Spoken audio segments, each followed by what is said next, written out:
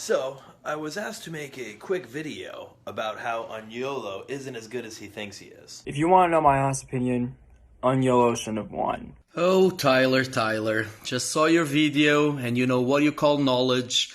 I just call being a parrot. Why did I defend Unyolo? Well, he said something that I didn't completely agree with, but once he kept talking, I really started to understand what he meant, and I agreed with it. And I probably am only supposed to give one reason. But in true Unyolo fashion, I'll give 8 different reasons and claim those all for my own. Sean doesn't want to listen to reason. This battle's going to be a cakewalk. I mean, to him, he's just all talk, but he doesn't know all the knowledge up here. But when it's to talk about movies, it's to talk about what's in your heart. It's to talk about how movies make you feel. Not just know dates and know everything. For that, I have Google. But Google can't give you what I can. And I'll teach you next time.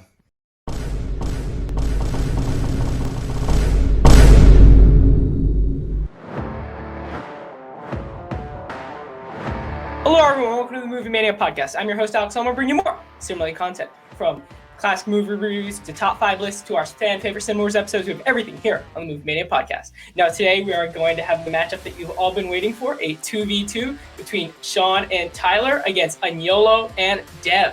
This battle goes back a long way. So, and by a long way I mean about a week ago. But let me introduce you to my guest host who will help me grade the debate.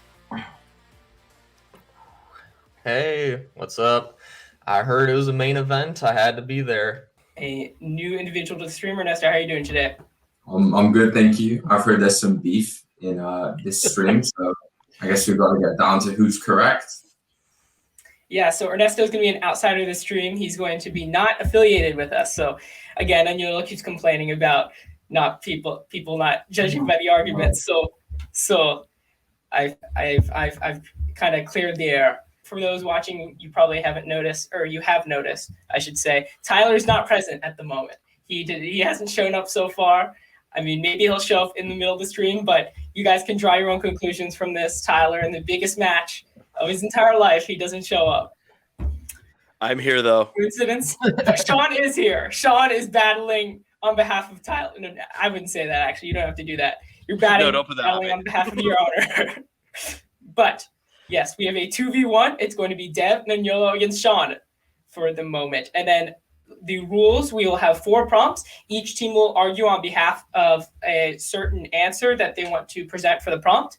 And then us 3, myself, Hunter, and Ernesto, will grade each team based on how well they argued. So let's get started, shall we, with the first prompt. What is the worst film of the top 5 highest grossing films of all time? Unyolo and Dev, I'll start with you. What do you guys think? So yeah, this was an easy one with us. I think we agree straight away, and our pick was Avatar. I think Avatar is that kind of movie that when it came out, he had a lot of buzz because of some like technical aspects. But I think we all can agree that during this time that has passed, it's not really did anything for it. It's like when we watch, especially if we don't have that gimmick of the 3D, it loses a lot. And we just ask ourselves, who is James Cameron doing all these sequels for? Yeah, it seemed like a no-brainer, especially one of the things I noticed the most was that Avatar is the one among those top 5 where I don't remember a single character's name. It was amazing visually, but it was a fad that lasted for a few years, and now people have forgotten about it. People still know the characters from Star Wars. They still know the characters from Titanic. They still know the characters from Avengers. So I'm going to go with a movie I love on here because, I don't know, maybe that was also going to be mine, but I won't, totally go with that. But I'm going to go with one of the Avengers movies that I truly love, but not as much as a lot of other people do. So this is a little bit of an overrated sort of thing, but I'm going with Avengers Infinity War. Avengers Infinity War had this amazing, earth-shattering, dark ending, and then that's what everyone goes to defend this movie. But if you really look at how most of this movie goes, it is a lot of plots that sort of go in different directions, mainly because they couldn't get the actors together at certain times, and it feels a little bit sporadic in nature. And Tyler, you are here. What we are He about to arrives think at the that buzzer. So, you Yeah, arrived sorry just about in that. time. No problem. And so Sean just talked about how Avengers: Infinity War was the worst film out of the highest-grossing top 5 films. So, how do you want to present any information to support that, or refute the point that the other team made that Avatar was the worst film? Honestly, in my personal take, I'd say I would agree. Avatar is, I think, the most beta one out of all of them. But since I got back in my teammate here, I think Infinity War is definitely not up to the caliber as Endgame, in my opinion. Infinity War, every single scene is engaging for me. When I watch Infinity War over, there's not a single scene that I skip. It might be kind of a jumbled mess, yes, but from building on the franchise, it was so entertaining, and I still, every time I rewatch it, the 2.5 hours goes by so quick. Every praise we give to Endgame, it was set up by Infinity War. Infinity War might have some plots that you might not understand how are they fitting at the moment, but when you see it together with Endgame, I think it perfectly combined everything. I mean, there's none I wanted to, so I was like, I have a little bit on Infinity War, Infinity War. So let me try with that. But obviously, Avatar, good job. Okay, so now we will be grading. Us three will be grading each team out of 10 points. How well we think each team argued.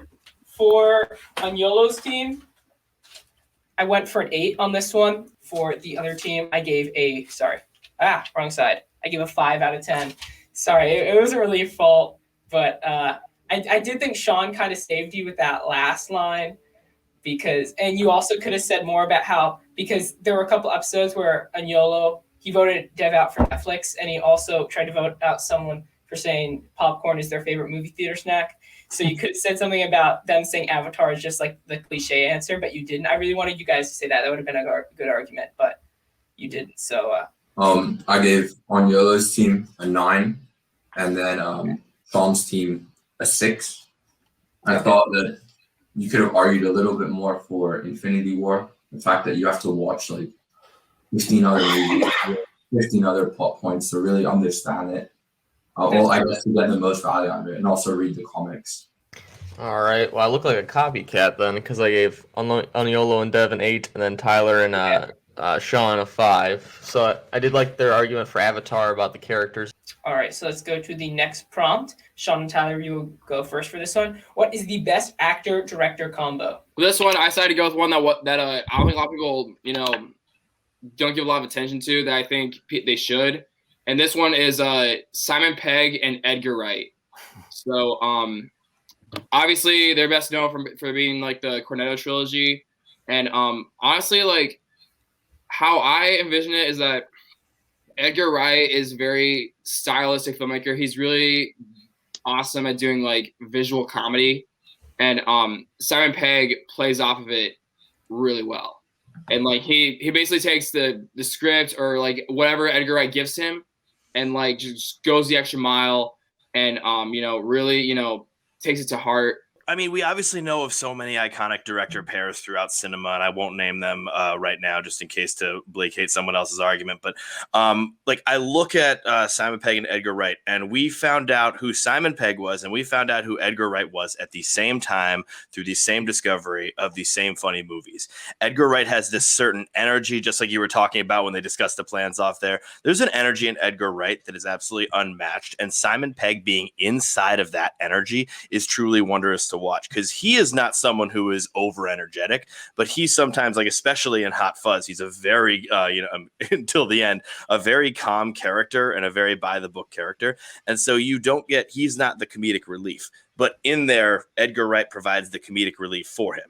And then so does Nick Frost, but we're not going down that path, even though we could smudge him in there for quite a few of these. Some people might say that their resume is a little bit shorter, like how many movies they've done together. I could think of the obvious 3 right now. Maybe there's a couple of others. And you could say, wait a minute, how can we rack up all of that with just those 3 movies? I say they do it. I say they do it with 2 classics and 1 movie that, I think is quite misunderstood. Yeah, so I think Sean said a lot of the arguments we were going to say, because the other day we were talking about Jordan Peele and how he only has like 2 movies in his resume, so he can't really say how good they are. That's the thing. Like, this duo has 3 movies to their resume, and the last one is not as good as the other 2. And the other thing that we would argue is that, like, they still do great movies alone. Like, Scott Pilgrim is a great movie.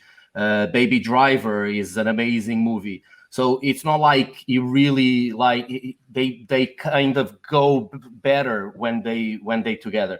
So we also thought about a lot of duos, and we decided to go with Tarantino and Samuel L. Jackson, because it doesn't matter. It doesn't matter how much time Samuel L. Jackson is on the screen, even if it's just a tiny role. He always elevates the kind of what Tarantino is doing. He does it in Django. He does it in so many movies. And also, if Sam Jackson isn't in a Tarantino movie, it always feels like it's missing something. Like, no matter, Once Upon a Time in Hollywood is fantastic, but there is that special element of having Sam Jackson, even if it's just for a narration like he has in Inglourious Bastards. It's like the Hitchcock cameo. It feels like it just has to be there, no matter how big or small the role is. And also, just to go off of Edgar Wright and Simon Pegg, it's a trilogy. It's like saying Christopher Nolan and Christian Bale. They worked very well together in 3 movies, but it's just for that series. Nick Frost is as important as Simon Pegg. Like, I would even argue that if Nick Frost is not there, probably none of the movies would work, because it's that Simon Pegg and Nick Frost chemistry that also elevates a lot of the movies. Samuel L. Jackson, he can be a staple, but it's not like required for a Tarantino film. It's one of those things where, like, it's nice to have it, but I mean, you don't have to have him. But it's also not required for an Edgar Wright film. Yeah, exactly. You can make that same point, but at the same time, I mean, like, not every single director has to work with this actor, or else the movie's not gonna be good. That's not the case. So you're just throwing both arguments under the bus. Sean? Okay. I see what you did there, Alex. I see what you did there. Okay. You're just like sacrificing both. You're just like, we're going to lose. Might as well just take them down with us. Sean? So I'm just trying to think of, like, the arguments that are, like, getting sold out is, yeah, that's true. I sort of said Edgar Wright hasn't really worked as well as, without Simon Pegg. Or in the opposite, kind of almost definitely Simon Pegg definitely hasn't worked really well without Edgar Wright. There's examples to the contrary. Scott Pilgrim rules. But I think that there is, it's not saying like which of these best director combos and actor combos won't work at all without each other. It's like, where do the combinations work the best? And I think when you think of an Edgar Wright film, you do have Simon Pegg in there. I don't think necessarily you have Nick Frost in there as much, but you do have Simon Pegg in the central role. If I'm thinking of a Tarantino movie, there's a lot with Samuel L. Jackson. By the way, great choice. Samuel L. Jackson is awesome in Tarantino movies. But when I think of a Tarantino movie, I don't think, oh yeah, all those ones with Samuel L. Jackson. Or, and this is just like off the top of my head. Yeah, sure, I think of the classics with Pulp Fiction. There's where I think of Samuel L. Jackson. But in Django Unchained, right in the top of my head right now, yeah, he plays a great role, but he's not the first person I think of. All right, so that's going to end the topic. So now we're going to grade each team again. Sorry about my cough. It's not COVID. I'm You're contagious through the computer. Jesus Christ, I can't shake this cough today. So for Sean and Tyler, I went with an 8 on this one. Better argument than last time. You did a great job of Tyler kind of threw both arguments under the bus, which gave you kind of a bit of leeway. However, I do think that you did Sean's last kind of monologue there against Samuel L. Jackson and Tarantino movies really helped. And so for the other team, I also gave, you probably can't see it, but I also gave an 8. Great points from you guys. I think you started off really strong with Unyolo's comment it was Dev who said that it's just a trilogy. Like the analogy you made about Christian Bale in the Dark Knight trilogy, I thought really helped. So yeah, so I gave Unyolo and Dev, I gave them a 9, and I gave Sean and Tyler a 7. Mainly because I just found Unyolo and Dev's arguments better in a way. Especially, I like the whole like trilogy argument from both sides and how it was kind of like self-contained. But overall, those are the scores I gave. Okay, well, it was a tie of a round. They both got, there you go, an 8 on that one. So very nice for both. I did like Sean and Tyler's argument about the Simon Pegg and Edgar Wright working without each other. It's a little bit less. But I did like Unyolo and Dev's, or I think it was Unyolo's point on Nick Frost being part of that as well, that he is integral to that. It's more of a trio than a duo combo. All right, so the score is going to be 49-39 to Unyolo and Dev at the halfway mark. So let's go to the next prompt. Let's start with Sean and Tyler again. So what is the worst of the 2015 Best Picture nominees? Okay, so it should be the Whiplash year then. Yeah. So should we start while you guys see the movies and stuff? Yeah. Not see them. Or Homer, get out of the We're going to need about 10 hours. Okay, so we picked out of all the movies The Theory of Everything, because it's like it's an okay movie with one great performance that kind of elevates it. But if we look at the movie itself compared with the other ones like Whiplash, Birdman, Grand Budapest Hotel, we're talking about like really strong movies. For a character, a real life person that has such an interesting backstory, I don't remember much about the plot of that movie. I feel like if Eddie Redmayne had not given the great performance he had, that movie would have just been forgotten entirely. It would have been one of those Oscar bait movies that don't get any award nominations. I will say I do disagree with how you guys think of the movie itself. I do think it's a beautiful story, and I think how they handled, Stephen Hawking's, transition from, being to move and be like, capable moving on his own to like having, Lou Gehrig's disease. They handle that really well, and like, it's really disheartening, and sad to see it, and Eddie Redmayne really tapped into the character and, the transformation of it all. Felicity Jones also gave a commendable performance as his wife, Jane. If I remember correctly, she did cheat on Steven towards the end, but she was able to sit with him and go with this whole process with him and fight the illness with him. So. Okay, but also take away any acting considerations. Is it that great of a movie? Well, I think cinematography wise, it's very incredible. The script I think is also very well done as well. It's done by Anthony McCartan, who wrote Two Popes. With that one, yeah, basically what you're saying, it's a beautiful looking film. It is structured very well with the moments that he finds out he has the disease and he's slowly deteriorating, and the camera frames on him with his suffering and his disability coming along. Okay, so I have two things to say. First is like you guys are saying it's not only the performances, but Tyler can't even remember if she cheated on him, and that's quite and I wanted to answer him, and I can't remember. And that's what we were saying. We can't remember what happens in the movie. And that's quite an important thing. Did she cheated on him or not or whatever? And we can't even remember. And the last thing I want to point out is that you guys didn't pick a worse movie than ours. You still didn't say what's your pick, because there isn't a worse movie than ours on the 2015. Actually, I was just saying my thoughts on what you guys saying. I was going to wait till another turn to do that. Oh, I got them here. Oh, they're I thought it was because it's usually like, okay, sorry. I thought because it's usually us then you, so we thought you were saying. Date confusion, that's all. That's why. So we figured we'd go back and forth in that way. They're still watching them.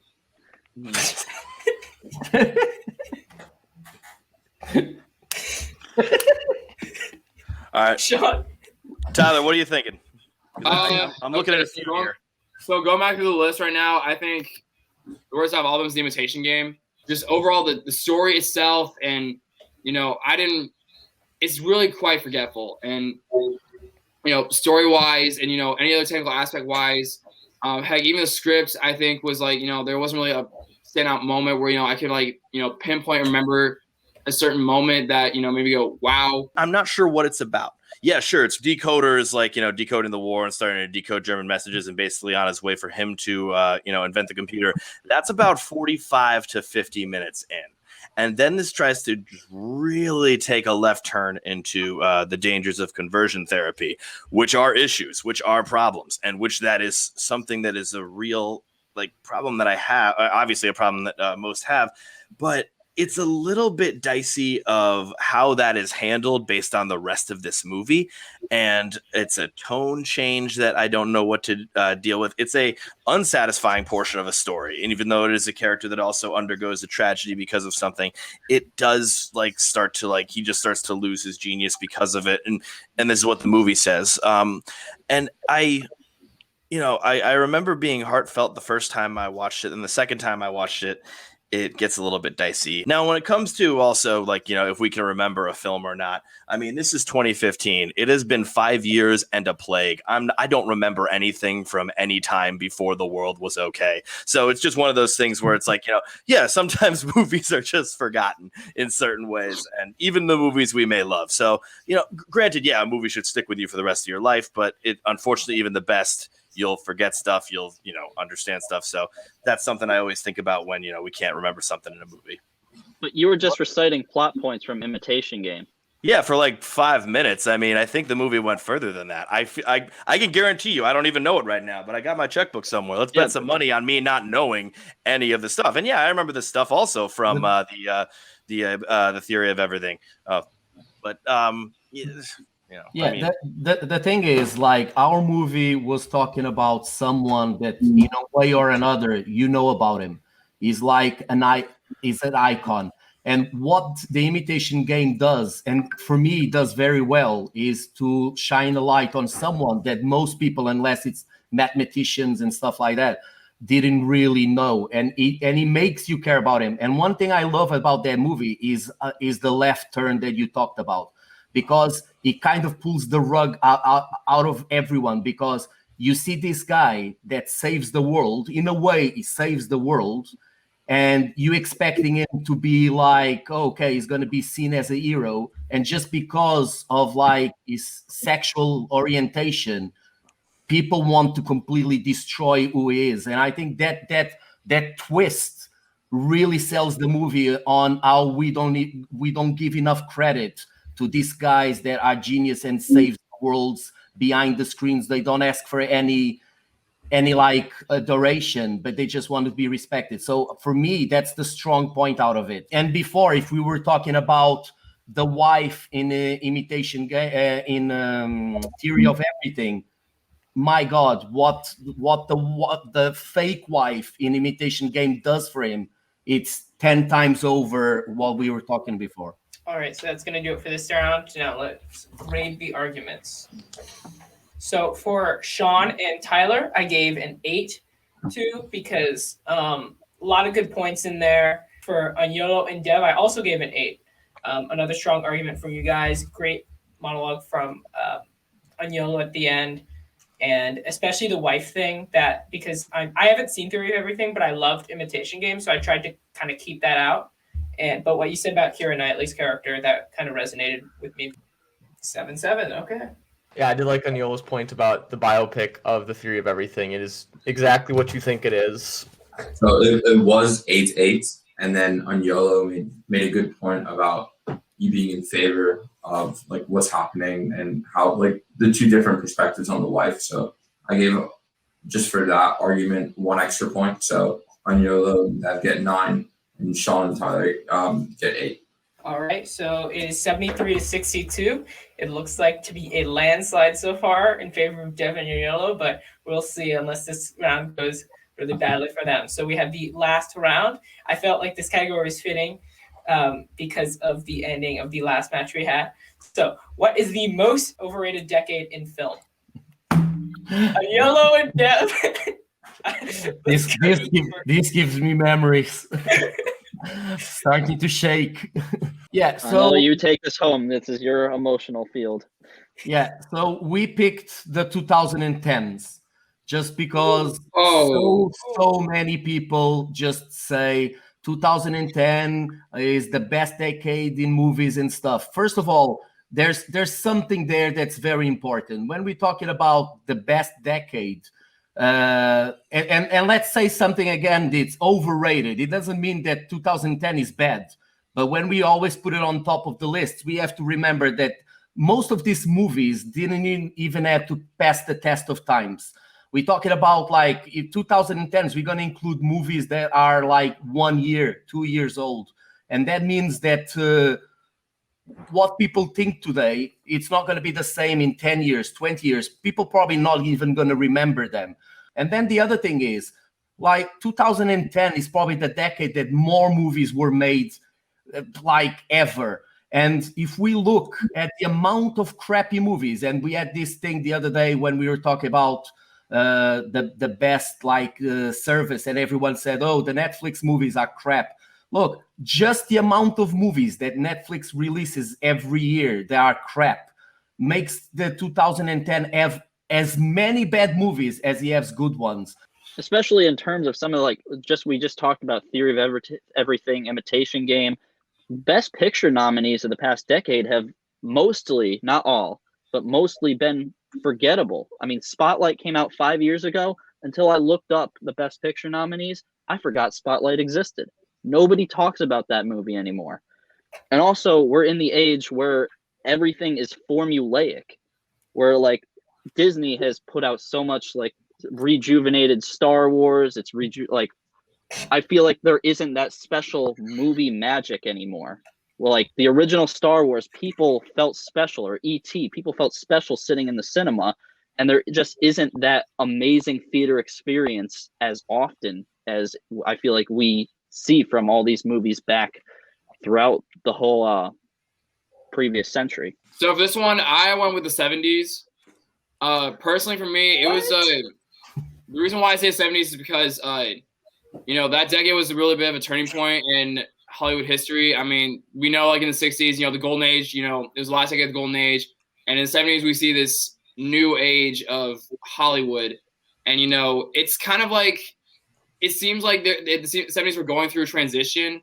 And like sometimes when you go through a transition, you may not get the best results, or, you might get some things that, that are a little iffy. For example, like, I've seen movies like, Cleopatra Jones and, Japanese Yakuza film Battles Without Honor and Humanity and Blackwell. Like they all felt like all those movies are just really off, and they're going through that transit, and they're all going through that transition of this old age to this new age, and a lot of these movies I've seen that they've done that as well, and not really stood out, resonated in my mind. I think the only movies that came out in this decade that really have had an impact on me are The Godfather, One Flew Over the Cuckoo's Nest, and Apocalypse Now. I mean, granted, two of them, happened,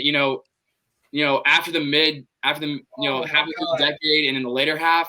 But, to me, just everything about it's still, even as we go along, this decade is still transitioning, still going through a rough patch.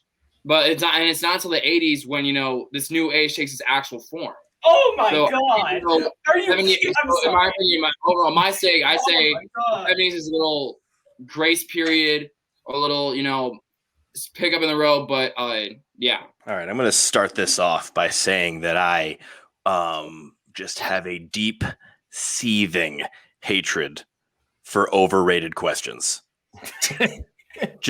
I think overrated questions are the most ridiculous. We're going to get a low score from Alex. These are the most ridiculous questions in the entire world. Underrated, that's fun. It's like, hey, this wasn't appreciated. Let's lift it up. Overrated, here's the masterpiece. Why are we doing this to ourselves? Why are we doing this to ourselves? In a way, I think 70s is the best decade of film, by the way, but I'm still going to help Tyler out. But it is one of these things that, overrated. What does it mean? Does it mean bad? No. And thank you, Yolo, for talking about that, on how, yes, overrated does not mean bad. Okay. Overrated means that it's considered one of the best, and maybe it's not. Now, which decade of film is considered one of the best? The 70s. Now, here's the thing. I do consider them also one of the best because are they overrated by me? Possibly. I will say with the 70s, just like you were saying, the golden age of I don't know, the friggin' world came in the 60s and the festivals of life and the premise of the Chicago trial of the Chicago 7 was all coming in through the 60s into the 70s. And so people started to make movies about that revolution. They started to get experimental with their films. Is that good? Absolutely. It is great that people got experiments with their films. But what happens with some experiments? They blow up in your face and destroy small labs. But just remember, you're upset about hearing that the 70s is overrated. You're upset about that. Everyone's upset about that here. So think about that. Doesn't it mean they are overrated? If you are thinking that it is pretty much above the line overrated, doesn't that mean it is overrated? Now, some of the results came in. Excuse me, sir. The only interruptions I expect from you are gigantic coughs. Now,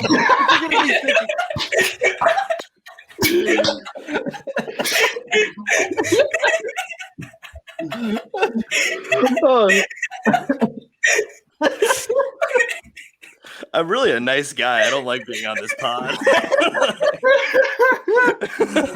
Same here. Oh, this is I'm shaking right now being mean. This is not great. I will say we're talking about the 2010s as an overrated decade. And okay, so I'm sort of getting that. I mean, I love the argument of we need these films room to breathe.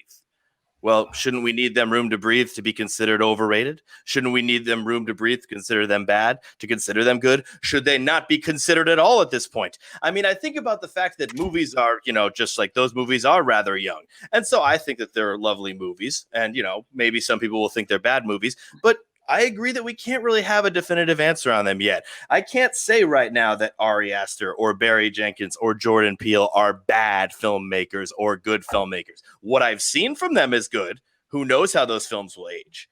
I also look at the Oscar nominations, and I sort of understand that sort of argument. The Oscar nominations are could be considered a slight barometer for the 2010s, but we should also look at the films that were underneath them that were passed up for the Oscar nominations because the Oscars are a lovely thing. I love watching them. I follow them religiously. I have a column on guyatthemovies.com, but also they do get it wrong quite a lot of times, and also they do get it wrong because they don't let the films breathe. So on both regards, so you guys are correct. Let the 2010s breathe, but also let's let the 2010s breathe. But if you're going to look, for example, at the ratings in Letterboxd or IMDb, any movie that comes out today that people like, it's at 8 point something. You go and see some of the biggest masterpieces of years and years ago, and you have amazing movies that have 7.8s and stuff like that. So that's the thing. Like Avengers, if I go to IMDb, Avengers has 8.1 or something like that. I don't know if it came down.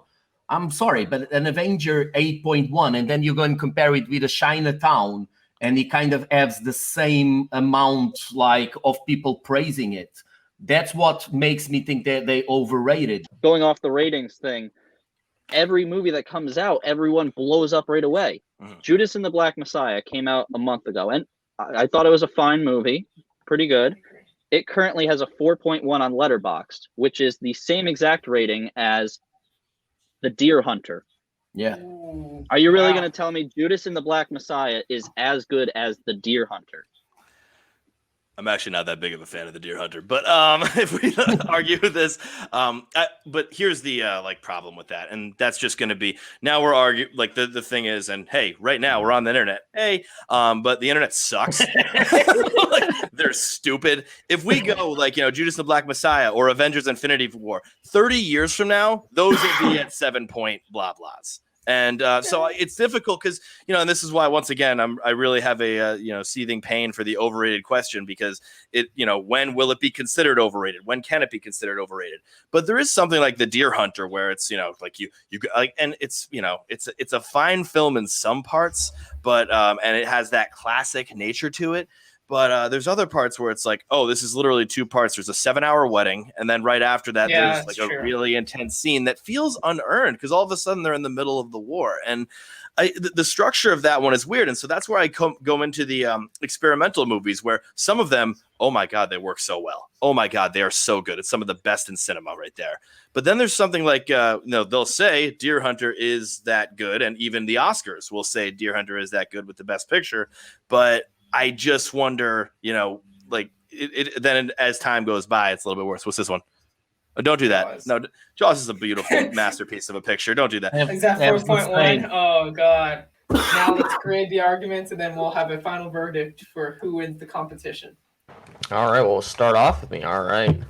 Okay, final round. So I gave Tyler and Sean an 8, and then Unyolo and Dev a 7. Because I did like... Unyolo brought it up, the very first one, or I think Deb did, I don't remember, the Past the Test of Time. It's an overrated decade because it just ended.